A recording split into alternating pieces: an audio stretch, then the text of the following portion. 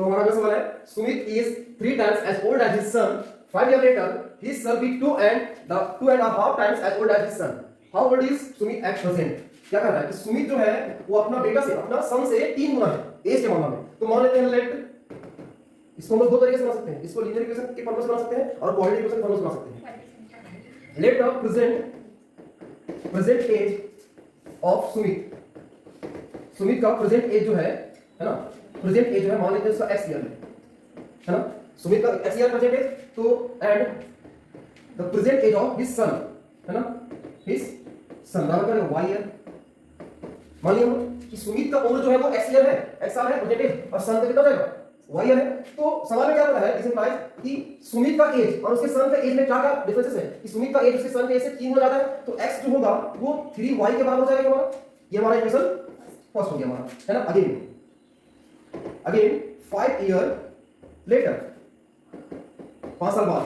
अब 5 साल बाद क्या हो रहा है कि अगर सुमित का एज बढ़ेगा तो सन का एज बढ़ेगा, तो लिखेंगे द एज ऑफ सुमित बराबर क्या हो जाएगा x + 5 ईयर हो गया। तो एज ऑफ सन क्या हो जाएगा y + 5,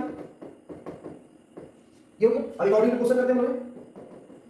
अकॉर्डिंग क्वेश्चन क्या कर रहा है कि जो सुमित का एज है ना, जो सुमित का एज है और उसका सन का जो एज है, क्या कर रहा है आपको, ही शैल बी 2.5, मतलब कि आधा, मतलब आधा हो जाता है तब 5 साल बाद। दैट मींस कि अगर ये तो पहली बात, ये तो बड़ा है नहीं है ना, ये तो बड़ा ऑलरेडी है नहीं, तो ये क्या हो जाएगा, इसका उम्र में क्या हो जाएगा, सॉरी ये ना बड़ा है, ये हमारा पहले से ही बड़ा है, तो इसका उम्र में आधा ही हो जाता है। दैट मींस कि अगर हम लोग जैसे याद करो सवाल में जाते थे, वहां पे अगर बाप अगर बेटा से बड़ा है, उसमें क्या करते थे कि जो बड़ा है उसको ना मल्टीप्लाई करके छोटा से मल्टीप्लाई करते थे। यहां पर क्या हो रहा है, यहां पे ये ऑलरेडी पहले से बड़ा है, अगर हम इसमें और मल्टीप्लाई कर देंगे तो ये तो और बड़ा हो जाएगा। तो क्या करना पड़ेगा हमें उसमें, ये 5/2 करना पड़ेगा उसमें, 5/2 मतलब अढ़ाई होगा ना, होगा ना। अब यहां पे क्रॉस मल्टीप्लिकेशन करेंगे तो 2x + 5 = 5y + 25 है ना। आगे सॉल्व करेंगे इसको, अगर तो यहां से क्या मिलेगा कितना, 2x + 10 = क्या हो जाएगा यहां पर हमारे पास, अच्छा यहां से 5 मल्टीप्लाई कर देना तो हो जाएगा हमारे पास 5y = 25। अब क्या करेंगे यहां से कि 2x रहने दिए हम लोग,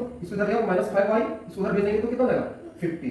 तो ये हमारा इक्वेशन 1 बना था, ये हमारा इक्वेशन 2 बनेगा। बोलेंगे टेकिंग 1 and 2 दो नहीं क्या करना है, यहां से पुट